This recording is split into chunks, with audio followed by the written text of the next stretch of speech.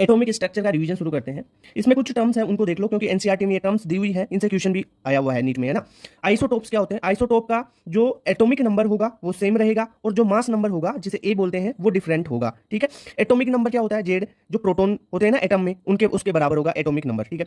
और जो mass number है वो प्रोटॉन प्लस न्यूट्रॉन के बराबर होगा। क्लियर बात। अब आइसोटोप में जेड तो सेम होगा, एटॉमिक नंबर सेम होगा और मास नंबर डिफरेंट होगा। आइसोबार्स में जो मास नंबर है वो सेम होगा और एटॉमिक नंबर डिफरेंट होगा। आइसो इलेक्ट्रॉनिक ऐसी स्पीसीज है जिसमें number of electron he same होते हैं, ठीक है। आइसोटोन्स यानी सेम नंबर ऑफ न्यूट्रॉन्स होंगे। आइसोस्टर्स क्या होंगे? आइसोस्टर्स क्या होते हैं? Same number of electron and same number of atoms. भाई इलेक्ट्रॉन भी सेम होने चाहिए और साथ में एटम भी सेम होने चाहिए। इलेक्ट्रॉन सेम होंगे ओनली तो उसे आइसो इलेक्ट्रॉनिक बोलेंगे। अगर इलेक्ट्रॉन भी सेम है उसके साथ में एटम्स भी सेम होंगे तो आइसोस्टर्स होंगे, ठीक है। आइसोडाइफर्स क्या होंगे? न्यूट्रॉन और प्रोटॉन का डिफरेंस, न्यूट्रॉन माइनस प्रोटॉन, ठीक है, वो सेम रहना चाहिए। थॉमसन कैथोड रे एक्सपेरिमेंट, इस एक्सपेरिमेंट में अपन डिस्कवरी ऑफ इलेक्ट्रॉन करते हैं, ठीक है। क्या करेंगे? सबसे पहले एक ग्लास ट्यूब लिया, ठीक है, इसमें आपने एक कैथोड लगा दिया, एनोड लगा दिया, उसे हाई वोल्टेज से जोड़ देंगे, ठीक है। वोल्टेज हाई रहेगा, ध्यान रखना। साथ में जो ट्यूब है उसमें आपने प्रेशर को वेरी लो कर दिया। अब देखो कारण क्या है प्रेशर को लो करने का और वोल्टेज को हाई करने का? क्योंकि अगर जो ये ट्यूब है, ग्लास ट्यूब, इसमें गैस होगी वो हाई वोल्टेज और लो प्रेशर पे आयोनाइज हो जाएगी। जैसे H2 गैस है तो वो 2H प्लस और 2 इलेक्ट्रॉन में टूट जाती है, ठीक है। यही कारण है इसको प्रेशर को तो लो करने का और वोल्टेज को हाई करने का, ठीक है। इससे इलेक्ट्रॉन की डिस्कवरी करते हैं। होता है क्या? देखो यहाँ पे हाई वोल्टेज दोगे तो क्या होगा, इसमें ऑब्जर्व क्या हुआ थॉमसन को कि कुछ कैथोड से जाती हुई कुछ रेज दिख रही हैं जो एनोड पर जा रही है। अब एनोड पर कैसे दिखी उसे? एनोड को उसने किया परफोरेटेड, ठीक है। एनोड में मतलब कुछ छेद छेद से बना दिए और एनोड के पीछे एक फ्लोरोसेंट स्क्रीन लगा दिया जिंक सल्फाइड की, जेडएनएस की। जो फ्लोरोसेंट स्क्रीन होगी उस पर क्या होगा, कोई भी रेज आएगी और जाके उस पर टकराएगी तो एक आपको चमक पैदा होगी। वहां पे फ्लोरोसेंट है ना, तो चमक पैदा होगी तो वहां पे पता चलेगा भाई कैथोड से आई है और एनोड पे गिर रही है। तो एनोड पे जाके ये रे अगर टकराती है यहाँ पे जेडएनएस से तो यहाँ पे कुछ चमक पैदा होगी और उससे पता चलेगा ना। तो इतनी बात है। तो इससे क्या पता चला? कैथोड यानी नेगेटिव चार्ज नेगेटिव से पॉजिटिव की ओर आ रही है, तो पॉजिटिव की ओर कौन सी चीज आएगी? कोई नेगेटिव चीज ही तो पॉजिटिव की ओर अट्रैक्ट होगी, ठीक है। तो इसलिए यहां से डिस्कवरी ऑफ इलेक्ट्रॉन हुई। अब देखो बात करते हैं प्रॉपर्टीज ऑफ कैथोड रेज की। ये कौन सी कैथोड रेज बनी, कौन सी है? अपन ने बात की थी ना थॉमसन कैथोड रे एक्सपेरिमेंट, ये डिस्चार्ज ट्यूब में कुछ ये कैथोड रेज निकल रही है, इनकी प्रॉपर्टी की बात कर रहे हैं, ठीक है अपन। तो ये क्या है? हाई स्पीड से ट्रेवल करती है और स्ट्रेट लाइन में ट्रेवल करेगी। ये नेगेटिवली चार्ज होती है क्योंकि अपन ने थॉमसन कैथोड रे एक्सपेरिमेंट से इलेक्ट्रॉन की डिस्कवरी की थी, वहां से इलेक्ट्रॉन की डिस्कवरी मतलब ये इलेक्ट्रॉन नेगेटिव चार्ज, तो ये कैथोड रे क्या थी? नेगेटिव चार्ज थी, ठीक है। ये मैकेनिकल इफेक्ट शो करती है। अगर कोई बहुत माइन्यूट छोटा रोटर बीच में रखते हो इनके कैथोड रेज के तो उसको रोटेट करने का काम कर सकती है ये, ठीक है। तो ये एक मैकेनिकल इफेक्ट भी शो करती है। ये एक्सरे भी प्रोड्यूस कर सकती है। जब किसी हैवी मेटल पे कैथोड रेज को गिराया जाएगा तो एक्सरे उत्पन्न हो सकता है, ठीक है। मेन प्रॉपर्टी इनकी कि ये है जो गैस का नेचर या आपने डिस्चार्ज ट्यूब ली है उसमें कोई सा मटेरियल कौन सा मटेरियल डाला है उस पर डिपेंड ही नहीं करती, यानी independent of the nature of gas and cathode material used in discharge tube, ठीक है। दूसरी बात ये इलेक्ट्रिक और मैग्नेटिक फील्ड में अपना डिफ्लेक्शन शो करती है। इनकी आयनाइजिंग पावर होती है कैथोड रेज की। अपन एक चीज हो रहा है कि जो एक एक्सपेरिमेंट हो रहा है ये थॉमसन कैथोड रेज एक्सपेरिमेंट के बाद में एनसीईआरटी में मिल्किंस ऑयल ड्रॉप एक्सपेरिमेंट, जो मिल्किंस का ऑयल ड्रॉप एक्सपेरिमेंट है वो किस काम में आता है? जो इलेक्ट्रॉन होता है ना उस पर चार्ज की कैलकुलेशन करते हैं, ग्रेविटी के हिसाब से अपन ये सारा काम करते हैं इसमें मिल्किंस ऑयल ड्रॉप में। तो इससे आपको ये ध्यान रखना है कि मिल्किंस ऑयल ड्रॉप से चार्ज ऑन इलेक्ट्रॉन का पता लगाते हैं। एनोड रेज एक्सपेरिमेंट, एनोड रे एक्सपेरिमेंट से अपन डिस्कवरी ऑफ प्रोटॉन कर सकते हैं। अब इसमें जो एनोड रेज एक्सपेरिमेंट वही जो कैथोड रे एक्सपेरिमेंट किया था वैसा ही है सेटअप सारा। उसमें एनोड रे होती है ना उसकी प्रॉपर्टीज देखते हैं। एनोड रेज को कैनाल रेज भी बोलते हैं। इनकी प्रॉपर्टी आयनाइजिंग होती है, ये भी हाई स्पीड और स्ट्रेट लाइन में चलती है, ठीक है। इनका जो नेचर होता है ना एनोड रेज का, वो जो आपने डिस्चार्ज ट्यूब है उसमें कौन सी गैस भरी है उसके नेचर पर डिपेंड करता है, ठीक है। यानी depends on nature of gas anode रे, ठीक है। और नेचर ऑफ गैस पर डिपेंड करेगी मतलब जो इसका E/m वैल्यू है, E/m क्या है? स्पेसिफिक चार्ज, चार्ज बटा mass. Specific charge is dependent on the nature of gas taken in discharge tube. अब E/m क्या है? E/m होता है स्पेसिफिक चार्ज यानी चार्ज बटा मास का रेशियो। अब आपका नीट में क्वेश्चन भी पूछा जाता है कि किसका E/m का रेशियो ज्यादा है, यानी किसका चार्ज बटा मास का रेशियो ज्यादा है, इलेक्ट्रॉन का, प्रोटॉन का, अल्फा का या न्यूट्रॉन का। तो आप सीधा ऑर्डर याद रख लो या आप खुद भी निकाल सकते हो। जैसे ऊपर चार्ज रखोगे नीचे मास रख लोगे, ऊपर चार्ज नीचे मास, सबका रेशियो निकाल के देख लो किसका ज्यादा आएगा। इलेक्ट्रॉन का ज्यादा होगा, फिर प्रोटॉन का, सबसे कम न्यूट्रॉन का होता है, न्यूट्रॉन से ज्यादा अल्फा का होता है, ठीक है। यानी इलेक्ट्रॉन, प्रोटॉन, अल्फा, न्यूट्रॉन। इतनी बात क्लियर। डिस्कवरी ऑफ न्यूट्रॉन की यहाँ पे बात कर लेते हैं। जेम्स चैडविक ने डिस्कवरी ऑफ न्यूट्रॉन्स की थी। एटॉमिक मॉडल्स में सबसे पहले अपन बात करते हैं थॉमसन मॉडल की। थॉमसन मॉडल को प्लम पुडिंग मॉडल कहा गया। ये इसने क्या माना थॉमसन ने, जो वाटरमेलन होता है ना तरबूज, उसको ले लिया, उसके जैसा उसको सोचा और क्या बोला कि जो वाटरमेलन है ना उसमें ये जो उसका रेड रेड पार्ट होता है ना वो तो पॉजिटिव चार्ज है उसका, और उसमें जो सीड्स होते हैं जो ब्लैक कलर में सीड होते हैं उनको इसने बोल दिया नेगेटिव चार्ज। और क्या बोला भाई जो रेड कलर वाला क्या है उसका पॉजिटिव चार्ज और सीड्स है नेगेटिव चार्ज, दोनों आपस में क्या होंगे? न्यूट्रलिटी कर दिए एटम की, ठीक है। तो ऐसा बोला इसने। अब ये ऐसा सही थोड़े होता है, नहीं होता है ना, इसलिए इसको डिस्कार्ड किया गया था। इसने क्या बताया कि जो एटम होते हैं वो स्फेरिकल शेप में होते हैं, सही है बात, वाटरमेलन की जैसे। पॉजिटिव चार्ज यूनिफॉर्मली डिस्ट्रीब्यूटेड होता है, electrons are arrange in such a manner to give most stable electrostatic arrangement, ठीक है। और एटम को क्या बताया इसने, इसने एटम को क्या बताया, एटम न्यूट्रल है और एटम की रेडियस लगभग बता दी 10⁻⁻10 मीटर, यानी 1 एंगस्ट्रॉम के लगभग बताई, ओके। बात करते हैं रदरफोर्ड मॉडल की। जो रदरफोर्ड का मॉडल है ना, वो अल्फा रे स्कैटरिंग एक्सपेरिमेंट से समझाया जा सकता है, उसके अनुसार ही है, ठीक है। तो अल्फा रे स्कैटरिंग में क्या होगा कि मान लो कोई अल्फा रे का सोर्स है, ठीक है, उसको अपन ने गोल्ड फॉइल पे डाला, तब क्या होगा, अल्फा रेज क्या है, अल्फा पार्टिकल क्या है, डबली हीलियम आयनाइज आयना, यानी हीलियम +2 वाला जो है वो आपका अल्फा पार्टिकल है, उसको डाला गोल्ड फॉइल पे, गोल्ड फॉइल पे डाला और गोल्ड फॉइल के पीछे एक जेडएनएस की फ्लोरोसेंट स्क्रीन लगा दी, मतलब यहां से कुछ पार्टिकल पास होंगे, जेडएनएस पे लगेंगे तो चमक पैदा होगी, तो उससे पता चल जाएगा कि किधर किधर से पार्टिकल निकले हैं। तो इससे क्या ऑब्जर्वेशन हुई, क्या पता चला, अल्फा पार्टिकल यहाँ पे गोल्ड फॉइल पे डाले और वो जेडएनएस पे कुछ जगह टकराए। अब कौन कौन सी जगह टकराए, पहला, most of alpha particle pass through gold foil undeflected, यानी मोस्ट ऑफ पार्टिकल इससे बिना गोल्ड फॉइल से बिना किसी चीज से टकराए, अनडिफ्लेक्टेड, डिफ्लेक्ट हुए, अनडिफ्लेक्टेड सीधे निकल गए, ठीक है। दूसरा, small fraction of alpha particle deflected small angle, कुछ पार्टिकल्स स्मॉल एंगल से रिफ्लेक्ट हुए और एक फ्यू पार्टिकल, मतलब 20,000 में से कोई एक पार्टिकल अपने पाथ पर 180 डिग्री पर वापस आ गया। तो इसका मतलब क्या निकला, इसका कंक्लूजन क्या निकला भाई, 20,000 में से एक पार्टिकल वापस आ रहा है, यानी सेंटर में तो कुछ ना कुछ तो चीज हो सकती है। तो इसका मतलब इसके कंक्लूजन पे जाएंगे अपन। तो कंक्लूजन क्या था इसका, most of the space in the atom is empty, most of atom का जो स्पेस है, ठीक है, वो मोस्ट ऑफ एटम क्या है, एम्प्टी है। क्यों, क्योंकि जो अल्फा पार्टिकल्स है बहुत ज्यादा, वो अनडिफ्लेक्टेड सीधे निकल गए थे, इसलिए इसने ये कंक्लूजन दे दिया। दूसरा, a few positively charged were deflected, कुछ पॉजिटिव चार्ज से डिफ्लेक्ट हो गए यहां से, ठीक है, इतनी बात clear. Volume occupied by nucleus is very small as compare to total volume of atom. अब क्या है, मतलब जो यहां पर न्यूक्लियस का वॉल्यूम है ना, वो बहुत कम है। क्यों कम है, क्योंकि भाई 20,000 में से एक वापस रिटर्न आ रहा है, तो किसी चीज से टकरा कर तो रिटर्न आ रहा होगा, तो इतने पार्टिकल्स में से एक पार्टिकल वापस आ रहा है, तो मतलब तो यही हुआ कि बहुत छोटा वॉल्यूम है, ठीक है। इसके ड्रॉबैक्स क्या है, ड्रॉबैक्स है, fail to explain the atomic spectrum और लाइन स्पेक्ट्रम। दूसरा ड्रॉबैक है, fail to explain stability of atom. Rutherford के अनुसार जो रेडियस ऑफ एटम है वो 10⁻⁻10 मीटर है, यानी 1 एंगस्ट्रॉम के बराबर है, और रेडियस ऑफ न्यूक्लियस है 10⁻⁻15 मीटर। अब आप देखो रेडियस ऑफ एटम और रेडियस ऑफ न्यूक्लियस में रिलेशन देखो, तो रेडियस ऑफ एटम बराबर 10⁵ रेडियस ऑफ न्यूक्लियस होती है, ठीक है। यहां पर रेडियस ऑफ न्यूक्लियस का एक फॉर्मूला और निकल के आता है, रेडियस ऑफ न्यूक्लियस और मास नंबर के बीच में रिलेशन होता है। रेडियस ऑफ न्यूक्लियस बराबर R0 इंटू A⁻1/3, ए क्या है यहाँ पे मास नंबर है, और R0 एक कांस्टेंट है जिसकी वैल्यू होती है 1.33 इंटू 10⁻⁻15 मीटर, ये एक फर्मी अपन जनरली इसको बोल सकते हैं, ठीक है। अब बात करते हैं क्लोजेस्ट डिस्टेंस की, डिस्टेंस ऑफ क्लोजेस्ट अप्रोच कैसे निकालेंगे। कोई अल्फा पार्टिकल है और ये कोई एटम है, ये अल्फा पार्टिकल इस एटम के पास आए जा रहा है, ये यहां तक आ गया, इसके बाद में यहाँ पे रिपल्सन हो गया इसमें, और ये इससे इस पॉइंट से आगे नहीं आ पा रहा, तो ये जो पॉइंट है और इस एटम का न्यूक्लियस, इसके बीच में जो दूरी रहेगी वो होगी डिस्टेंस ऑफ क्लोजेस्ट अप्रोच, ठीक है। इसको कैसे निकालेंगे, एनर्जी लगा दो, ठीक है। तो कैसे, हाफ mv² यानी काइनेटिक एनर्जी बराबर K Q1 Q2/R, ठीक है, K Q1 Q2 बटा जो बीच में दूरी है वो R हो जाएगी, डिस्टेंस ऑफ क्लोजेस्ट अप्रोच जिसे बोलते हैं, ठीक है। अब हाफ m⁴ v अल्फा का स्क्वायर, इसके लिए लिख लो, इसके लिए KZ ठीक है, इसका चार्ज, यहाँ का चार्ज 2 इलेक्ट्रॉन अल्फा पार्टिकल के लिए बटा R यहाँ पे क्लोजेस्ट अप्रोच है, और ये फॉर्मूला कौन सा है, ये फॉर्मूला K Q1 Q2/R, ठीक है। यहाँ से R निकल जाएगा 4KZe² बटा m⁴ v अल्फा, ठीक है। तो यह फॉर्मूला ध्यान रख लेना, distance, closest of distance approach का। वेव के बारे में बात करते हैं, वेव में अपन वेवलेंथ, फ्रीक्वेंसी, एम्पलीट्यूड, इन सब के बारे में चर्चा करेंगे। मान लो ये कोई आपकी वेव है, अब इस वेव में देखो, एक तो ये क्रस्ट है और ये ट्रफ है, ठीक है। दो क्रस्ट के बीच की दूरी या दो ट्रफ्स के बीच की दूरी क्या होती है, वेवलेंथ होती है, यानी the distance between 2 neighbouring troughs या क्रस्ट इन वेव, उसे बोलेंगे वेवलेंथ, ठीक है। और वेवलेंथ डिस्टेंस ही तो है, तो इसकी यूनिट एंगस्ट्रॉम में ले लो या मीटर में ले लो, सेंटीमीटर में ले लो, जनरली मीटर या एंगस्ट्रॉम में होगी आपकी ट्यूशन में, ठीक है।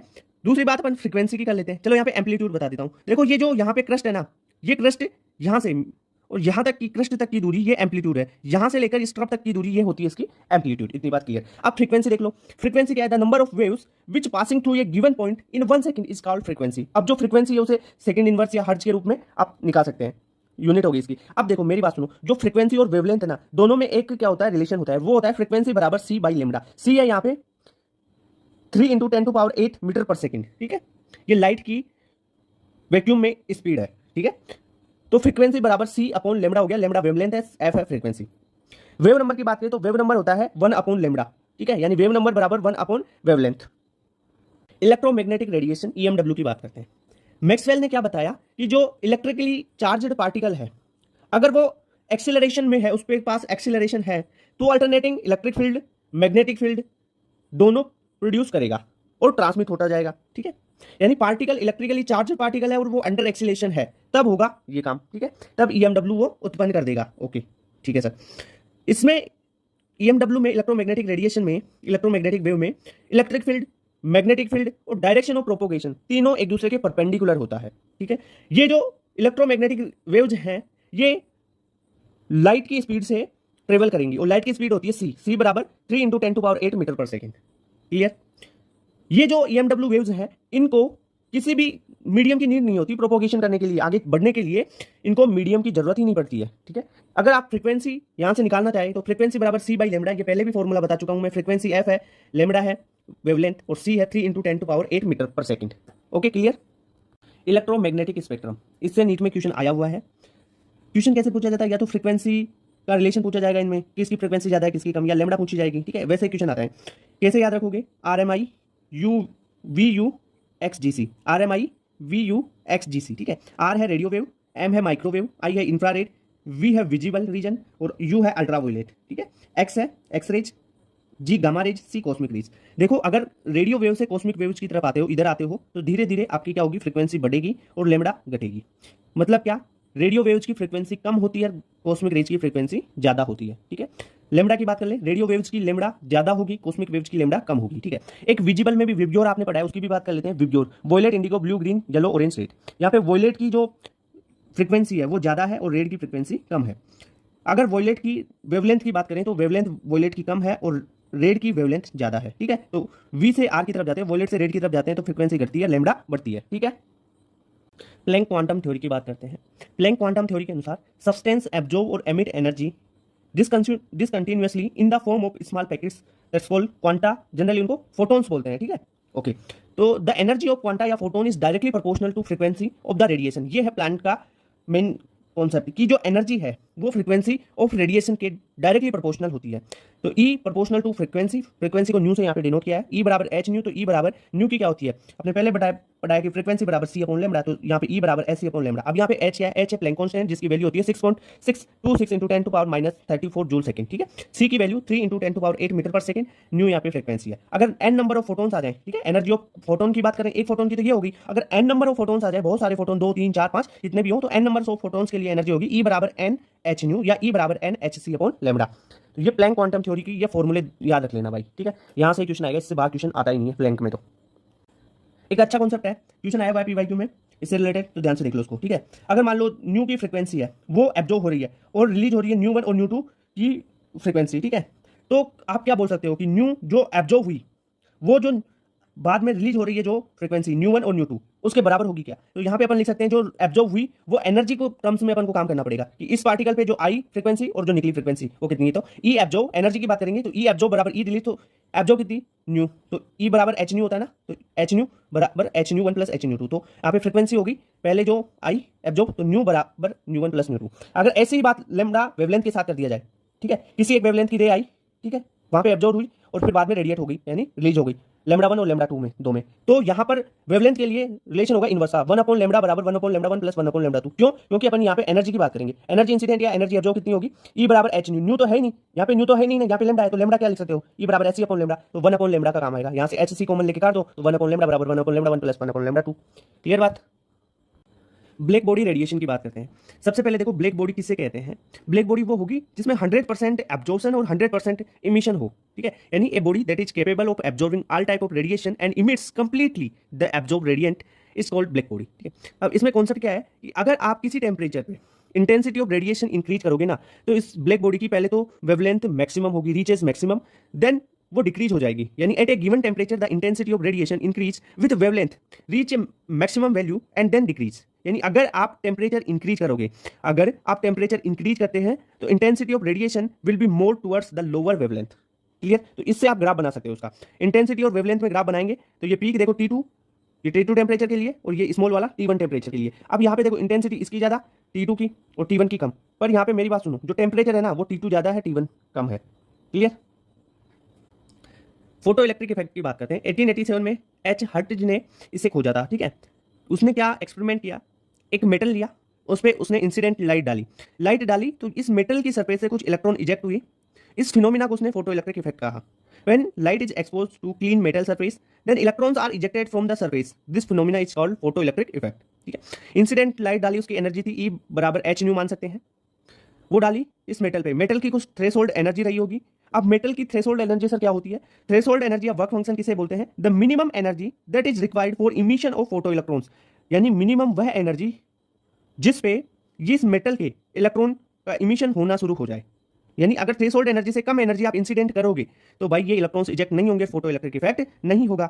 इतनी बात क्लियर। अब इंसिडेंट लाइट की जो ये न्यू है, न्यू मतलब क्या है? फ्रीक्वेंसी, इंसिडेंट लाइन की फ्रीक्वेंसी। और यहां पर जो थ्रेशोल्ड एनर्जी है, थ्रेशोल्ड एनर्जी है तो थ्रेशोल्ड भी फ्रीक्वेंसी भी होगी। तो आप यहां पे देखो, न्यू है इंसिडेंट लाइट की फ्रीक्वेंसी और न्यू नोट है थ्रेशोल्ड फ्रीक्वेंसी। अब एक रिलेशन आता है भाई, इंसिडेंट लाइट डाली आपने, उसकी एनर्जी बराबर यहाँ का जो थ्रेशोल्ड एनर्जी है वो, और जो इलेक्ट्रॉन इजेक्ट हुआ है उसकी काइनेटिक एनर्जी। तो एच न्यू बराबर H new note plus kinetic energy. ठीक है, H new energy of incident light, H new note है थ्रेशोल्ड एनर्जी। अब यहाँ पे देखो फोटो इलेक्ट्रिक इफेक्ट कब होगा और कब नहीं होगा फ्रीक्वेंसी के टर्म्स में अगर बात करें तो क्या होगा?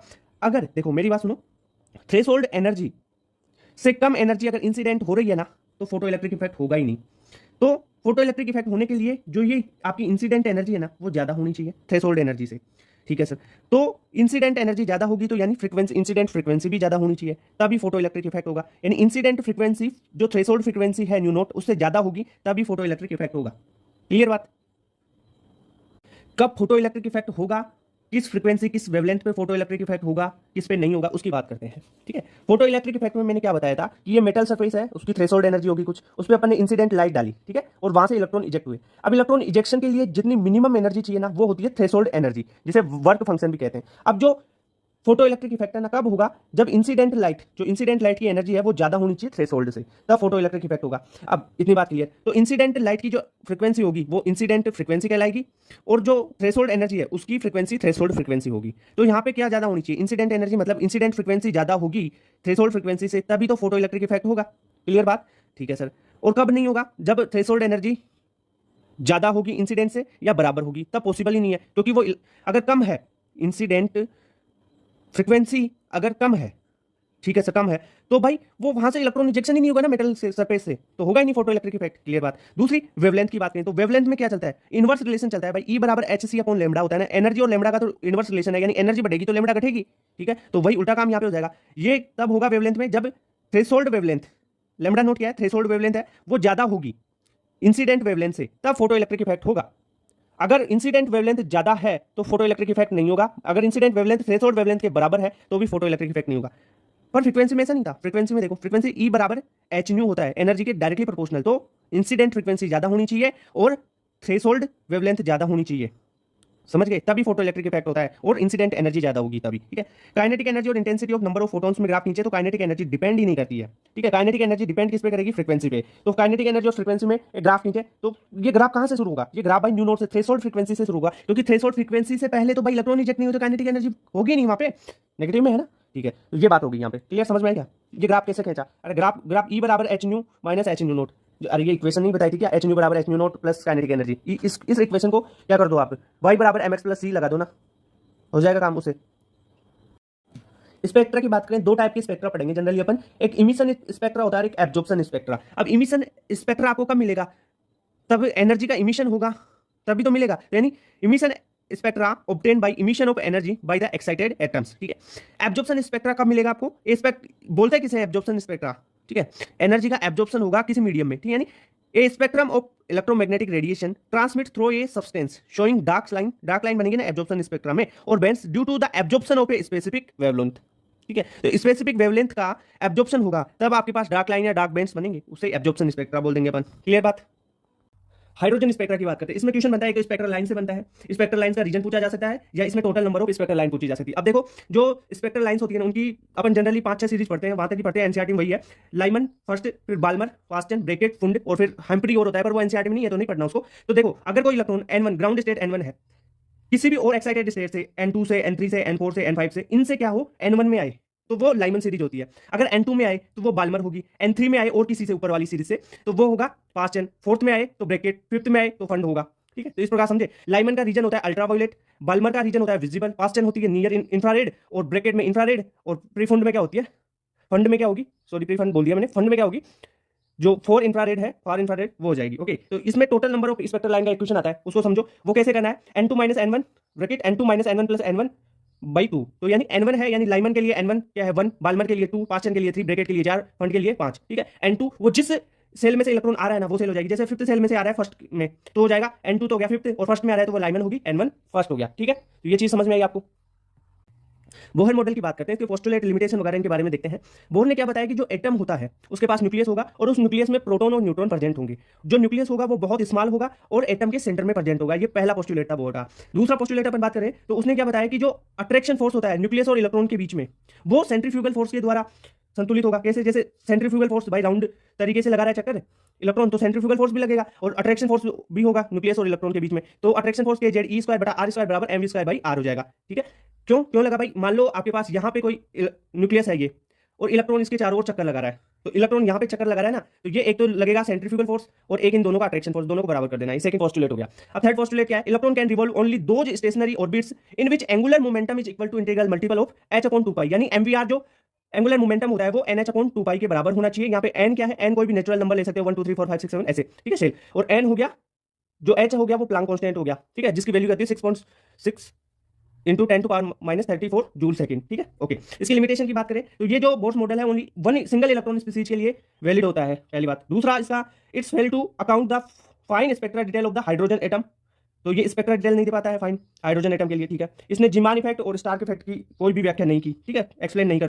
बोहर मॉडल के सारे फॉर्मूला एक साथ बता रहा हूँ। रेडियस का फॉर्मूला होता है 0.529 into N square by Z angstrom. ठीक है, यहाँ पे एक रिलेशन याद रखना भाई, जो आर होता है ना एन स्क्वायर के सीधे प्रोपोर्शनल होता है और जेड के इनवर्सली प्रोपोर्शनल होता है। वैसे वेलोसिटी का formula 2.18 into 10 to power 6 Z by N metre per second में होता है। ठीक है, फिजिक्स में इस वेलोसिटी के फॉर्मूले को एक और तरीके से मॉडिफाई करके लिख रखा है C by 137 into Z by N. C क्या है? जो सी है वो लाइट की वेलोसिटी है। ठीक है, लाइट की स्पीड है, और वो कितनी होती है? 3 into 10 to power 8 metre per second. ठीक है, टाइम का फॉर्मूला पूछा जाता है तो क्या लिखोगे? टी बराबर 2 पाई आर बाई वी। यहाँ से आर लिख लो आप और वी वेलोसिटी है। ठीक है, टी मेन चीज क्या है कि जो टाइम है वो N cube by Z cube Z square होता है। ठीक है, ये प्रोपोर्शनल होता है। फ्रीक्वेंसी जेड स्क्वायर के सीधे प्रोपोर्शनल और जो एन क्यूब है उसके इनवर्सली प्रोपोर्शनल होती है। ठीक है, यहाँ से पोटेंशियल एनर्जी अपन देख सकते हैं, पोटेंशियल एनर्जी होती है माइनस में होगी वो, और वो होगी minus K Z E square by R. Kinetic energy positive में होगी, पोटेंशियल की हाफ होगी, तो काइनेटिक एनर्जी होगी half K Z E square by R. Total energy क्या हो जाएगी? Minus half K Z E square by R. Okay, क्यों? क्योंकि देखो काइनेटिक एनर्जी और पोटेंशियल एनर्जी दोनों का टोटल क्या होगा? टोटल एनर्जी तो होगा। एनएसएल के लिए एनर्जी की बात करें तो एनर्जी होती है minus 13.6 Z square by N square, electron volt में ध्यान रखना है इलेक्ट्रॉन। डिफरेंस ऑफ एनर्जी बहुत बार पूछा गया है, तो डेल्टा ई बराबर आर जेड स्क्वायर 1/n1 का स्क्वायर माइनस 1/n2 का स्क्वायर होता है। यहाँ पे आर है रेडबर्ग कांस्टेंट, जिसकी वैल्यू होती है 109,680 सेंटीमीटर इनवर्स, या 1/r की वैल्यू सिंपल है याद रखना, तो 1/r की वैल्यू आप याद रख सकते हो। 1/r होता है 911.5 angstrom. Okay, energy level diagram की बात कर लेते हैं। N1 जो ग्राउंड स्टेट है, N2 है, N3 N4 N5 N6 an infinite level तक एनर्जी कितनी होती है? सीधा तरीका है, याद रखो, वरना जो फॉर्मूला दे रखा है उससे भी आप निकाल सकते हो। ओके, तो E1 में एनर्जी क्या होगी? E1 हाइड्रोजन के लिए बात कर रहे हैं अपन। ठीक है, तो E1 में minus 13.6 electron volt and ground state की एनर्जी है। N2 की एनर्जी हो जाएगी E2 बराबर माइनस 3.4 इलेक्ट्रॉन वोल्ट। E3 हो जाएगी minus 1.51 electron volt. E4 minus 0.85 electron volt. E5 हो जाएगी माइनस 0.54 इलेक्ट्रॉन वोल्ट, और इनफाइनाइट पे एनर्जी होगी 0। अब मेरी बात सुनो, कई बार क्वेश्चन में पूछा जाता है N1 माइनस N2 का जो एनर्जी डिफरेंस है वो बताओ, तो डिफरेंस क्या हो जाएगा? डेल्टा ई बराबर E2 माइनस E1, तो E2 में से E1 घटा दोगे, यानी माइनस 3.4 इलेक्ट्रॉन वोल्ट में से माइनस 13.6 इलेक्ट्रॉन वोल्ट घटाओगे तो 10.2 इलेक्ट्रॉन वोल्ट इसका डिफरेंस आएगा। वैसे ही आप E3 माइनस E2 करके यहाँ का डिफरेंस भी निकाल सकते हैं। क्वेश्चन पूछा जाएगा तो इस प्रकार इसमें से आप आंसर दे पाओगे। एनर्जी के बहुत सारे क्वेश्चनों का आंसर डायरेक्ट आपको याद होना चाहिए। एनसीईआरटी में भी ये टेबल दे रखी है तो याद होनी चाहिए आपको। अब बात करते हैं डी ब्रोगली वेव थ्योरी की। जो डी ब्रोगली की इक्वेशन है वो क्या होती है, यहां से क्वेश्चन पूछा जाता है। तो लेमडा बराबर एच अपॉन एमवी होता है। एमवी क्या है? मोमेंटम है, तो इसको मोमेंटम के रूप में लिख सकते हैं एच बाई पी। ठीक है, एच है एक प्लांक कांस्टेंट, इसकी वैल्यू होती है 6.6 into 10 to power minus 34 joule second. ठीक है, लेमडा यहाँ पे डी ब्रोगली वेवलेंथ है। ठीक है, ये जो डी ब्रोगली वेवलेंथ है इससे एक टाइप का क्वेश्चन हो रहा है, और वो क्वेश्चन 2πr बराबर एन लेमडा पे होता है। मतलब इसका स्टेटमेंट से भी क्वेश्चन बनता है। Electron revolve in those orbit whose circumference must be equal to integral multiple of wavelength, यानी इलेक्ट्रॉन उन्हीं कक्षाओं में रिवॉल्व कर रहा है जिनका सर्कमफेरेंस वेवलेंथ के इंटीग्रल मल्टीपल के बराबर होगा। जैसे सर्कमफेरेंस क्या हो गया इसका? आर रेडियस है तो 2πr सर्कमफेरेंस हो गया। ठीक है, बराबर वेवलेंथ के इंटीग्रल मल्टीपल यानी एन लेमडा। अब एन क्या हो सकता है? 1 2 3 4 5 6 कोई भी इंटीजर हो सकता है। ठीक है, तो 2πr बराबर एन लेमडा वाला क्वेश्चन आएगा ना, तो यहां से कर देना। लेमडा अगर यहां से पूछे आपको एच और एमवी देके तो यहां से निकाल दोगे डी ब्रोगली वेवलेंथ। अगर 2πr और एन देके पूछे तो लेमडा यहां से निकाल दोगे। ठीक है, ये दो टाइप के क्वेश्चन बनेंगे यहां से, और एक इस स्टेटमेंट को देख लेना। ये 3 क्वेश्चन है, इससे ज्यादा क्वेश्चन नहीं पूछे जाते हैं यहाँ पे। अब रेशियो के इसी फॉर्मूला से रेशियो के क्वेश्चन बनते हैं।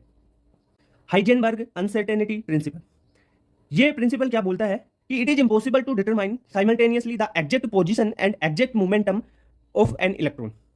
ठीक है, आप पोजीशन और मोमेंटम को एग्जैक्ट फाइंड नहीं कर पाओगे किसी एक टाइम पर। मोमेंटम की जगह, मोमेंटम क्या होता है, p बराबर mv, तो m तो कांस्टेंट है, तो मोमेंटम की जगह आप वेलोसिटी भी लिख लोगे ना, तो भी कोई दिक्कत नहीं होगी। यानी पोजीशन और वेलोसिटी को एग्जैक्ट आप फाइंड डिटरमाइन नहीं कर पाओगे एक साथ। तो यहां से फॉर्मूला बन जाता है delta X into delta P is greater than and equal to h upon 4 pi. अब यहाँ पे डेल्टा पी क्या है, चेंज इन मोमेंटम। ठीक है, तो मोमेंटम को mv लिख सकते हैं, v क्या है, वेलोसिटी, तो यहाँ से डेल्टा एक्स और वेलोसिटी का रिलेशन भी आ जाएगा। तो ये फॉर्मूले बन गए ना इसके। तो यहाँ से क्वेश्चन हाइजेनबर्ग में क्या आता है क्वेश्चन, या तो उसकी स्टेटमेंट है ये, इससे क्वेश्चन आएगा कि एग्जैक्ट पोजीशन या मोमेंटम और वेलोसिटी को आप फाइंड नहीं कर पाओगे एक टाइम पे साइमल्टेनियसली। ओके, या आपको डेल्टा एक्स डेल्टा पी देके, डेल्टा एक्स देके या डेल्टा पी पूछ लेगा, डेल्टा पी देके डेल्टा एक्स पूछ लेगा, या डेल्टा वी देके डेल्टा एक्स पूछ सकता है। कैसे भी करके क्वेश्चन में आपको मास देके डेल्टा वी देके डेल्टा एक्स पूछ सकता है, तो ये फॉर्मूला लग जाएगा। तो इस प्रकार आपको पता होना चाहिए कि ये 3 फॉर्मूला स्टेटमेंट, यहाँ से क्वेश्चन सारा हो जाएगा आपका हाइजेनबर्ग से। श्रोडिंगर वेव इक्वेशन, भाई इससे बहुत रेयर क्वेश्चन आता है, क्वेश्चन आता ही नहीं है। ठीक है, जेई एडवांस में क्वेश्चन आते हैं इससे, नीट में तो बहुत कम चांस है, बहुत कम चांस है इससे क्वेश्चन आने के। ठीक है, फिर भी एक बार बता देता हूँ श्रोडिंगर वेव इक्वेशन क्या है। यहाँ पे देख लो, ये इक्वेशन तो याद होनी चाहिए, साई स्क्वायर, ठीक है, डेल स्क्वायर साइन बटा डेल एक्स स्क्वायर, पूरी equation E minus V psi बराबर 0, ये पूरी इक्वेशन पता होनी चाहिए। साथ में यहाँ पे देखो ये क्या है, साइन क्या है, साइन है वेव फंक्शन, एम होता है यहाँ पे मास ऑफ इलेक्ट्रॉन, ई है total energy of electron, V है यहाँ पे पोटेंशियल एनर्जी ऑफ इलेक्ट्रॉन। ठीक है, और साइन स्क्वायर की बात करें, यहाँ पे जो प्रोबेबिलिटी होती है ना इलेक्ट्रॉन की डेंसिटी की, वो साइन स्क्वायर के रूप में डिनोट की जाती है। अब जो श्रोडिंगर वेव इक्वेशन है ना, उससे देखो मेरी बात सुनो, श्रोडिंगर वेव इक्वेशन में एक हेल्मनटोनियन ऑपरेटर भी होता है, एक लैप्लासियन ऑपरेटर होता है। अब हेल्मनटोनियन ऑपरेटर की बात करें तो ये होता है एच के ऊपर केप। ठीक है, एच केप साइन बराबर ई साइन। ठीक है, यहाँ पे एच केप हेल्मनटोनियन ऑपरेटर है, जो क्या होता है Hamiltonian operator minus h square by 8 square 8 pi square m. यहाँ पे ये लाप्लासियन ऑपरेटर है, उसका स्क्वायर होगा। ठीक है, साइंस ये Laplacian operator plus potential energy of electron. ठीक है, तो ये लाप्लासियन ऑपरेटर क्या होता है, इसे निल्ला के स्क्वायर लगाया जाता है इसे। ठीक है, तो ये इसकी वैल्यू अगर आप लिखना चाहो ना, तो यहाँ से देखो साइन कॉमन ले लो, और del square del X square D square del Y square plus del square Z square, ये होता है कौन, लाप्लासियन ऑपरेटर। ठीक है, तो लाप्लासियन ऑपरेटर ये है, हेल्मनटोनियन ऑपरेटर ये है, श्रोडिंगर वेव इक्वेशन ये है, तो ये भी श्रोडिंगर वेव इक्वेशन ये, पर ये हेल्मनटोनियन ऑपरेटर के रूप में है और ये लाप्लासियन ऑपरेटर के रूप में। देखो यहाँ से क्वेश्चन बहुत कम आते हैं, ये बात भी ध्यान रखना। क्वांटम नंबर्स की बात करते हैं, तो क्वांटम नंबर है ना, किसी एक इलेक्ट्रॉन की पूरी जानकारी दे देगी कि इलेक्ट्रॉन कहाँ पे रहता है, किस ऑर्बिट में है, क्या कर रहा है, क्या उसकी स्पिन है, क्या मैग्नेटिक मूवमेंट है उसकी, सब कुछ के बारे में जानकारी देगा कौन, क्वांटम नंबर। अब जो क्वांटम नंबर होते हैं वो 4 प्रकार के होते हैं। पहला होता है प्रिंसिपल क्वांटम नंबर, फिर एजीमुथल क्वांटम नंबर, एजीमुथल को भी एंगुलर क्वांटम नंबर भी बोल सकते हैं, एक होता है मैग्नेटिक क्वांटम नंबर और एक होता है स्पिन क्वांटम नंबर। ठीक है, जो मेरी बात सुनो, क्वांटम नंबर्स होते हैं ना, ये अपन कहाँ से निकालते हैं, श्रोडिंगर का वेव इक्वेशन था ना अपन ने, उसका सॉल्यूशन क्या था ना, उससे ये तीनों फर्स्ट तीनों एन एल और M, principal quantum number, azimuthal quantum number और मैग्नेटिक क्वांटम नंबर, ये तीनों तो है ना जो श्रोडिंगर का इक्वेशन था ना, उसके सॉल्यूशंस हैं एन एल और एम। ठीक है, और जो एस है स्पिन क्वांटम नंबर, ये श्रोडिंगर वेव का सॉल्यूशन नहीं है। इतनी बात पता रह जाएगी, क्वेश्चन आया हुआ है तो इसलिए बता रहा हूं। तो सॉल्यूशन ऑफ श्रोडिंगर इक्वेशन कौन कौन से हैं, principal quantum number, azimuthal quantum number और जो मैग्नेटिक क्वांटम नंबर है वो। ओके क्लियर, तो इनके बारे में डिटेल से देखते हैं हम। प्रिंसिपल क्वांटम नंबर की बात करें, इसे स्मॉल एन से डिनोट करेंगे। प्रिंसिपल क्वांटम नंबर हमें क्या बताता है, ये ऑर्बिट सेल के बारे में बताएगा जिसमें इलेक्ट्रॉन प्रेजेंट है, यानी ये उस ऑर्बिट या उस सेल के बारे में अपने को बता देगा। ऑर्बिट और सेल सेम बात है भाई, है ना, ऑर्बिट या सेल के बारे में बता देगा जिसमें इलेक्ट्रॉन प्रेजेंट है। अगर सेल 1 में प्रेजेंट है तो n बराबर 1, 2 में प्रेजेंट है तो n बराबर 2 हो जाएगा, यानी n की वैल्यू 1 से लेके इनफाइनाइट तक हो सकती है। n की वैल्यू कभी भी नेगेटिव नहीं होगी, फ्रैक्शन में नहीं होगी और जीरो नहीं होगी। ध्यान रखना, principal quantum number negative, fraction और जीरो नहीं हो सकता है। इतनी बात क्लियर। ये इनडायरेक्टली रूप से भाई एन बता रहा है, तो एन अपन बाद में पढ़ेंगे, एन प्लस एन का बोरबरी रूल। ठीक है, ये रूल्स पढ़ेंगे, हुन्स का रूल। इनमें देखो बोरबरी का रूल जो एनर्जी सीक्वेंस के बारे में बताएगा, तो वो एनर्जी और साइज को बताएगा। एन तो एन प्लस एल का रूल पढ़ते हैं ना, तो एन एनर्जी और साइज के बारे में बताता है। साइज के बारे में तो मैं पीरियोडिक टेबल में आपको बता चुका हूँ। ठीक है, वीडियो नहीं आई होगी तो वीडियो देख लेना, नेक्स्ट अपलोड कर दी जाएगी। साइज के बारे में कैसे बताता है उसकी detail. Okay, azimuthal quantum number, इसे स्मॉल एल से डिनोट करते हैं। एजीमुथल क्वांटम नंबर को एंगुलर क्वांटम नंबर या सब्सिडियरी क्वांटम नंबर भी बोलते हैं। एजीमुथल क्वांटम नंबर सबसेल के बारे में बताता है और ऑर्बिटल की शेप बताता है। अब सबसेल बताएगा, सबसेल क्या है, एसपीडीएफ, तो सबसेल बता दिया तो भाई एस की शेप पता है आपको, पी की पता है, डी की पता है, एफ की पता है, तो सबकी शेप भी पता चल जाएगी। अब देखो जो एल की वैल्यू है ना वो फिक्स होती है, एस के लिए 0 होगी, पी के लिए 1 होगी, डी के लिए 2 होगी, एफ के लिए 3, जी के लिए 4, ऐसे चलती जाएगी। ठीक है, तो आपको याद रखना है कि सबसेल एस के लिए एल होगा 1, पी के लिए 1, डी के लिए 2, एफ के लिए 3, बस इतना याद रख लो। एजीमुथल क्वांटम नंबर आपको क्लियर हो जाएगा। क्वेश्चन में देखो, क्वेश्चन में वो सबसे एस देके पूछ लेगा, एल की वैल्यू 0 होती है, पी देके पूछ लेगा 1, या इसके एप्लीकेशन में आ जाएगा क्वेश्चन। लास्ट में बता दूंगा क्वेश्चन कैसे करना है इससे। मैग्नेटिक क्वांटम नंबर की बात करें तो मैग्नेटिक क्वांटम नंबर अपने को ऑर्बिटल के बारे में जानकारी देता है। ऑर्बिट अलग है, ऑर्बिटल अलग है। ठीक है, तो वैल्यू ऑफ एम कहां से कहां तक हो सकती है, -L से लेकर +L तक के बीच में इसकी वैल्यू हो सकती है किसकी, मैग्नेटिक क्वांटम नंबर की, -L से लेकर +L तक। ठीक है, जो मैग्नेटिक क्वांटम नंबर की बात करें तो ये ऑर्बिटल के बारे में बता रही है, और इससे क्वेश्चन पूछा जा सकता है कि वैल्यू ऑफ एम, एल की वैल्यू देख के पूछ लेगा कि एम की वैल्यू बताओ, तो एल की वैल्यू माइनस से लेके प्लस तक उसी वैल्यू के बीच में जितनी सारी वैल्यू आएगी ना वो सारी एम की वैल्यू होगी, ठीक है। Maximum electron in an orbital कितना होगा, 2 हो सकता है भाई, मैक्सिमम इलेक्ट्रॉन तो 2 ही हो सकता है ना किसी ऑर्बिटल में, क्लियर बात। स्पिन क्वांटम नंबर की बात करें तो देखो मेनली चीज स्पिन क्वांटम नंबर में क्या है कि जो स्पिन क्वांटम नंबर है ना ये क्वांटम मैकेनिकल टर्म है बस ओनली, इसका कोई भी क्लासिकल एनालॉजी नहीं है, ठीक है, clear. Note the part of solution of Schrodinger equation, मैं पहले ही बता चुका हूं कि जो प्रिंसिपल क्वांटम नंबर है, एजिमुथल क्वांटम नंबर है और मैग्नेटिक क्वांटम नंबर, ये तीनों ही जो श्रोडिंगर का इक्वेशन है उसके सॉल्यूशन है। स्पिन क्वांटम नंबर श्रोडिंगर की इक्वेशन का सॉल्यूशन नहीं है, ठीक है। स्पिन क्वांटम नंबर की वैल्यू क्या हो सकती है, या तो प्लस हाफ होगी या माइनस हाफ। क्वेश्चन है in a hydrogen atom which orbital is higher in energy than a 3s orbital, ठीक है। कॉन्सेप्ट समझ लो, देखो कॉन्सेप्ट क्या बोलता है कि n प्लस एल का रूल यहाँ पे बोरबरी का नियम लागू होता है कि हायर एनर्जी के लिए, जिसके लिए n प्लस एल की वैल्यू ज्यादा होगी उसकी एनर्जी हायर होगी, ठीक है। यहाँ पे एल की वैल्यू मैंने बता रखी है एसपीडीएफ के लिए 0 1 2 3 होती है। एन है प्रिंसिपल क्वांटम नंबर जो यानी 3s दे रखा है, तो 3 क्या है यहाँ पे एन है। अब देखो यहाँ पे ओनली हाइड्रोजन दे रखा है, एक बात ध्यान रखना, हाइड्रोजन के अलावा और सारे एटम आए तब n प्लस एल लगेगा, और हाइड्रोजन आ जाए तब ओनली n की वैल्यू चेक करनी है, ठीक है। कॉन्सेप्ट समझ में आया, हाइड्रोजन के लिए n की वैल्यू चेक करनी है, जिसमें n की वैल्यू ज्यादा उसकी एनर्जी ज्यादा। तो देखो यहाँ पे दे रखा है 3s ऑर्बिटल, ठीक है, 3s, तो 3s से ज्यादा n किस में है, 3s में तो 3 है n की वैल्यू। अब n की वैल्यू 4 किस में है, तो 4 तो 4s में है, तो फोर्थ आंसर हो गया। 3p को क्यों नहीं लिया सर, p की वैल्यू भी तो 1 होती है, तो n प्लस एल यहाँ पे लगाएं तो हायर एनर्जी 3p की भी हो सकती है, पर नहीं, क्योंकि हाइड्रोजन में ओनली n को चेक करोगे आप, n प्लस एल और किसी एलिमेंट में लगाना है।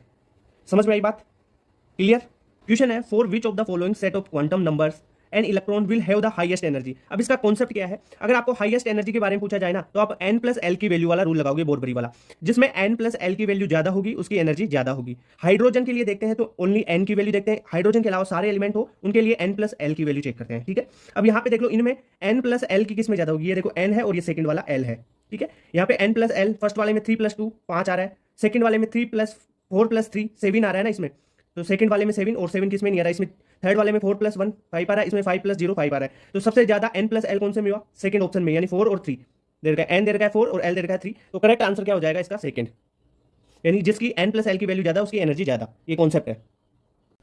क्वेश्चन है which of the following set of quantum number is impossible for an electron. ये n l m और s की वैल्यू दे रखी है, ठीक है। इसमें आपको बताना है कि कौन सा पॉसिबल नहीं है। देखो कुछ रूल्स बता देता हूँ, n की वैल्यू तो 1 2 3 4 5 6 7 कुछ भी हो सकती है, ठीक है, पर जो l की वैल्यू होगी ना, l की वो n से ज्यादा नहीं होगी, ठीक है। और m की वैल्यू क्या होगी, m की वैल्यू वो होगी माइनस एल से लेके प्लस एल के बीच में ही होगी, ठीक है। और एस की वैल्यू ओनली 2 हो सकती है, या तो प्लस हाफ या माइनस हाफ। अब इस रूप से देखते हैं अपन कौन सा इंपॉसिबल है कौन सा नहीं हो सकता। देखो यहाँ पे n1 है तो n से कम तो l0 हो सकता है, और l0 है तो m0 भी हो सकता है, क्योंकि m की वैल्यू माइनस एल से लेके प्लस एल के बीच में कुछ भी हो सकती है, ठीक है, तो ये भी सही है। n9 है, l7 है और m भी है यहाँ पे -6, यानी -7 से लेके +7 के बीच में m की वैल्यू हो सकती है, ये भी सही है। n2 है, l1 है और m0 है, -1 से लेके +1 के बीच में m हो सकता है, तो ये 0 है, तो ये भी सही है। यहाँ पे देखो n3 है, l2 है, ठीक है, और m यहाँ पे 3 आ गया -3, भाई l2 है तो m क्या होगा -2 से +2 के बीच में, तो ये तो -3 है, तो ये नहीं हो सकता, तो इसका करेक्ट आंसर हो गया 4, यानी ये ही इंपॉसिबल है। जो क्वांटम नंबर वाले सारे फॉर्मूला है ना वो सारे एक साथ बता देता हूँ। टोटल नंबर ऑफ ऑर्बिटल्स पूछे जाए, अगर आपको प्रिंसिपल क्वांटम नंबर दे रखा है n, तो आपको टोटल नंबर ऑफ ऑर्बिटल्स होंगे n²। Maximum number of electron in an orbit कितना हो जाएगा, 2n² हो जाएगा। अगर आपको एजिमुथल क्वांटम नंबर दिया हुआ हो और टोटल नंबर ऑफ ऑर्बिटल्स पूछे तो 2l + 1 होगा, और मैक्सिमम इलेक्ट्रॉन कितना हो जाएगा, इसमें जितने ऑर्बिटल है उनका दुगना, यानी 2 × 12 + 1 हो जाएगा। ओके, इतनी बात क्लियर। अब बात करें स्पिन एंगुलर मोमेंटम की, जो स्पिन एंगुलर मोमेंटम है वो स्पिन क्वांटम नंबर दिया हुआ हो तब पूछेगा, तो s क्या है, spin quantum number √s × s + 1 × h/2π, ठीक है। अगर ऑर्बिटल एंगुलर मोमेंटम पूछे तो एंगुलर क्वांटम नंबर होगा, यानी एजिमुथल क्वांटम नंबर, तो l की वैल्यू दी हुई होगी, तो √l × l + 1 × h/2π हो जाएगा, ठीक है। मैग्नेटिक मूवमेंट पूछे तो यहाँ पे मैग्नेटिक मूवमेंट के लिए ध्यान रखना, यहाँ पे n है वो आपका प्रिंसिपल क्वांटम नंबर नहीं है, n यहाँ नंबर ऑफ अनपेयर इलेक्ट्रॉन है, ध्यान रखना यहाँ पे, ठीक है। यहाँ पे प्रिंसिपल क्वांटम नंबर हो सकता है, यहाँ पे ये n number of unpaired electron है, ठीक है। और जो मैग्नेटिक मूवमेंट है वो बोर मैग्नेटॉन में मापा जाता है, इसकी यूनिट होती है bm, बोर मैग्नेटॉन। ये होता है मैग्नेटिक मूवमेंट बराबर √n × n + 2। आप बाबू प्रिंसिपल की बात करते हैं अबाउ क्या बोलता है कि जो इलेक्ट्रॉन्स है ना उनकी फिलिंग करेंगे अपन तो वो एनर्जी के इंक्रीजिंग ऑर्डर में करनी चाहिए। अब एनर्जी का इंक्रीजिंग ऑर्डर कैसे पता करेंगे सर? वो आप एन प्लस एल का रूल या बोरबरी के रूल से फाइंड आउट करोगे। एन प्लस एल का रूल या बोरबरी साइंटिस्ट ने उन्होंने दिया था, तो एन प्लस एल का रूल यानी जिसकी वैल्यू एन प्लस एल की वैल्यू जिसके लिए हाई होगी उसकी एनर्जी हाई होगी। हाइड्रोजन अगर ओनली हाइड्रोजन दिया हुआ हो ना तो उसके लिए आप ओनली एन की वैल्यू चेक करना, एल की वैल्यू हाइड्रोजन के लिए चेक नहीं होगी। और हाइड्रोजन के अलावा सबके लिए आप हाइयर एनर्जी देखना चाहते हैं तो वो एन प्लस एल के अनुसार देखेंगे, जिसकी एन प्लस एल की वैल्यू ज्यादा उसकी एनर्जी ज्यादा। ठीक है, जैसे अपन बात करें किसी चीज में आपके पास किसी एलिमेंट में एन प्लस एल की वैल्यू सेम आ गई, तब आप कैसे बताओगे कि उसमें एनर्जी ज्यादा है? तब आप देखो एन की वैल्यू, वहां पे जिसकी एन की वैल्यू ज्यादा है ना, प्रिंसिपल क्वांटम नंबर ज्यादा है जिसका, उसकी एनर्जी हाई होगी। जैसे अपन बात करें इसको, जैसे आप इलेक्ट्रॉन भरते हैं ना 1s2 2s2 2p6 3s2 ऐसे, तो 1s 2s 2p 3s 3p 4s 3d 4p इस प्रकार एनर्जी के बढ़ते हुए क्रम में अरेंज करते हैं। अब ये कैसे अरेंज किया? देखो 1s है, 1s के लिए n हो गया 1 और s के लिए l होता है 0, पहले बता चुका ये तो। 2s के लिए n हो गया 2 और s के लिए l हो गया 0। ठीक है, तो n प्लस l निकाल लो। 1s के लिए 1 हो गया n प्लस l और यहाँ पे 2 प्लस 0 2 हो गया। जैसे 2p के लिए n हो गया 2 और l हो गया 1, तो ये हो गया 3। 3s के लिए हो गया 3 और s के लिए l हो गया 0। ठीक है, तो n प्लस एल 3 हो गया। अब सर यहाँ पे तो ये दोनों सेम आ गए, तो अगर n प्लस एल सेम होना तो n की वैल्यू देख लो, जिसका n ज्यादा उसकी हायर एनर्जी। तो n किसका ज्यादा है? 2 और 3। देखो इन दोनों में 3 है, यहाँ पे n 2 है, यहाँ पे 3 है, तो किसकी एनर्जी ज्यादा? 3s की। तो 3s की एनर्जी ज्यादा है ना 2p से, तो 3s की एनर्जी देख लो यहाँ पे ज्यादा है 2p से, तो 3s। ठीक है, तो जिसकी आप एनर्जी को भरोगे कैसे? इंक्रीजिंग ऑर्डर के रूप में ही तो भरते हो, यानी पहले कम फिर ज्यादा, फिर 2p की कम 3s की ज्यादा, फिर 3s से 3p की ज्यादा, 3p से 4s की ज्यादा। वो n प्लस एल की वैल्यू भी निकाल के बता चुका मैं। पाउलीज एक्सक्लूजन प्रिंसिपल की बात करते हैं। पाउली का स्टेटमेंट क्या है? Pauli state that no two electron in one atom can have same value of all 4 quantum number. जो चारों क्वांटम नंबर है उनकी वैल्यू सेम नहीं होनी चाहिए, मतलब एन एल एम और एस की वैल्यू। अब एस की वैल्यू किसी के लिए प्लस हाफ होती है और एक के लिए माइनस हाफ होनी चाहिए, दोनों के लिए प्लस हाफ नहीं होनी चाहिए या माइनस हाफ नहीं होनी चाहिए। कहने का मतलब सिंपल सा है कि अगर आप एस भरना चाह रहे हो, 2 इलेक्ट्रॉन भरना चाह रहे हो, तो उनकी स्पिन देखो, दोनों की एक ही ऑर्बिटल में दोनों की सेम स्पिन तो होनी ही नहीं चाहिए, ये गलत बात है। दोनों की स्पिन एक की या तो पॉजिटिव होगी तो दूसरे की नेगेटिव होगी। ठीक है, तो विपरीत भरना है, मतलब चारों क्वांटम नंबर डिफरेंट हो गए, एस डिफरेंट हो गया, तो एक प्लस हाफ है एक माइनस हाफ है। ठीक है, इतनी बात। तो कैसे भरोगे? यहाँ से एक प्लस एक माइनस हाफ में दोनों की सेम भी नहीं हो सकती और एक में 3 इलेक्ट्रॉन भी नहीं भर सकते आप, यानी an orbital can accommodate maximum 2 electron and that two with opposite spin. ये पाउली का एक्सक्लूजन प्रिंसिपल है, यानी 2 ही इलेक्ट्रॉन होनी चाहिए, दोनों की स्पिन अलग अलग होनी चाहिए। इतनी बात क्लियर हुई ना? Hund's rule of maximum multiplicity की बात करते हैं। हुन्स का रूल क्या बोलता है? हुन्स क्या बताता है कि आपके पास ऑर्बिटल्स हैं, ठीक है, उसमें आपको इलेक्ट्रॉन्स भरने हैं। अनपेयर इलेक्ट्रॉन्स को आप पहले सेम स्पिन में भरोगे, उसके बाद में पेयरिंग करवाना है अपोजिट स्पिन में। ठीक है, आप पहले अनपेयर इलेक्ट्रॉन को भर रहे हो तो भाई पहले अनपेयर इलेक्ट्रॉन ही भरा आएंगे, आप डायरेक्ट पेयरिंग नहीं कर सकते। यहाँ पे 3 इलेक्ट्रॉन बने तो आप क्या कर सकते हो? 2 इलेक्ट्रॉन इसमें 1 इलेक्ट्रॉन इसमें हो जाएगा, 3 इलेक्ट्रॉन हो गए। पर ऐसा गलत होगा, तीनों इलेक्ट्रॉन अनपेयर होने चाहिए। यानी अगर मान लो 4 इलेक्ट्रॉन बनने तो ऐसे बोलो, एक यहाँ पे एक यहाँ पे एक यहाँ पे एक यहाँ पे, एक में 2 हो सके ना, एक ऑर्बिटल में 2 इलेक्ट्रॉन, तो ये तो हो गए 2 तो, पर ये 4 हो गए ना। पर ये गलत है, पहले आपको क्या करना होता है? इस प्रकार 4 इलेक्ट्रॉन बनने के लिए पहले अनपेयर एक एक भरना पड़ेगा। ठीक है, यहाँ पे देखो चारों में से एक एक अनपेयर भरना पड़ेगा, फुल भर जाए ऑर्बिटल। ठीक है, सबसे फिर आपको क्या करना है? फिर पेयरिंग करवानी है और अपोजिट स्पिन में। पाउली का रूल तो पता है ना, बताया हुआ है कि अपोजिट स्पिन में भरते हैं, बाद में पेयरिंग करवाते हैं। तो इतनी बात क्लियर। मल्टीप्लिसिटी क्या होती है? 2s + 1 होती है भाई। s एक की पॉजिटिव होगी एक की नेगेटिव होगी, जिसकी मल्टीप्लिसिटी ज्यादा उसकी स्टेबिलिटी ज्यादा। तो मान लो आप यहाँ पे क्या कर रहे हो, कोई इलेक्ट्रॉन भरवा रहे हो और दोनों पॉजिटिव इलेक्ट्रॉन भरवा रहे हो तो प्लस हाफ हो गया, वो तो दोनों के लिए प्लस हाफ। पाउली का रूल इनवैलिड हो रहा है। अगर आप क्या कर रहे हो, पहले अनपेयर इलेक्ट्रॉन सारे नहीं भर रहे, डायरेक्ट ही पेयरिंग शुरू कर रहे हो, तो वो हुन्स रूल का वॉल्यूशन हो गया। समझ रहे हो बात? तो आपको इलेक्ट्रॉन भरने कैसे हैं, वो आपको पहले अनपेयर एक एक इलेक्ट्रॉन भरना है, फिर आपको जो अनपेयर इलेक्ट्रॉन एक एक भरे ना उनको देखना है कि जो सेम स्पिन में भरे या नहीं है, सेम स्पिन में भरने हैं वो, उसके बाद में अपोजिट स्पिन में उनकी पेयरिंग करवानी है। क्लियर हुआ? सारी चीजें क्लियर हुआ। मल्टीप्लिसिटी पूछे तो या भाई 2s + 1 से निकाल के ही तो भरते हैं सारे। जो जिसका 2s + 1 मल्टीप्लिसिटी ज्यादा है, 2s + 1 है, उसकी एनर्जी कम होगी, स्टेबिलिटी ज्यादा होगी। नोड के बारे में बात करते हैं, नोडल प्लेन के बारे में बात करते हैं। नोड क्या होता है? नोड वैसा पॉइंट होता है, ऐसा रीजन होता है जहां पे इलेक्ट्रॉन के पाए जाने की प्रोबेबिलिटी 0 होती है। और अगर नोडल प्लेन की बात करें तो ऐसा प्लेन जहां पर इलेक्ट्रॉन के पाए जाने की प्रोबेबिलिटी 0 होती है। अब नोड 2 टाइप के होते हैं, एक तो रेडियल नोड होता है, एक एंगुलर नोड होता है। डायरेक्ट क्वेश्चन पूछा जाता है एन और एल की वैल्यू देके, प्रिंसिपल क्वांटम नंबर और एजीमुथल क्वांटम नंबर की वैल्यू देके आपको रेडियल नोड पूछ लेगा या एंगुलर नोड पूछ लेगा या टोटल नोड पूछ लेगा। तो रेडियल नोड का फॉर्मूला होता है n - l - 1, ये होती है रेडियल नोड की संख्या। और एंगुलर नोड पूछे तो आपको टोटल जो एजीमुथल नंबर क्वांटम नंबर है उसकी बराबर हो जाएगा, यानी l हो जाएगी एंगुलर नोड। अब टोटल नोड कितनी होती है? Radial node plus angular node बराबर टोटल नोड, तो n - l - 1 प्लस l, तो यहाँ से l से l कैंसिल, तो n - 1 हो जाएगा आपके पास टोटल नंबर ऑफ नोड्स। तो क्लियर हुआ नोड और नोडल प्लेन के बारे में। क्वेश्चन क्या पूछा जा सकता है? 3 क्वेश्चन होंगे। एक तो इसकी डेफिनेशन, दूसरा रेडियल नोड का फॉर्मूला या इस पे न्यूमेरिकल, तीसरा एंगुलर नोड कितनी होती है, एजीमुथल नंबर के क्वांटम नंबर के बराबर। चौथा, टोटल नंबर ऑफ नोड्स पूछा जा सकता है, तो रेडियल नोड और एंगुलर नोड दोनों को जोड़ देना या n-1 डायरेक्ट फॉर्मूला लगा देना, टोटल नोड आ जाएगी।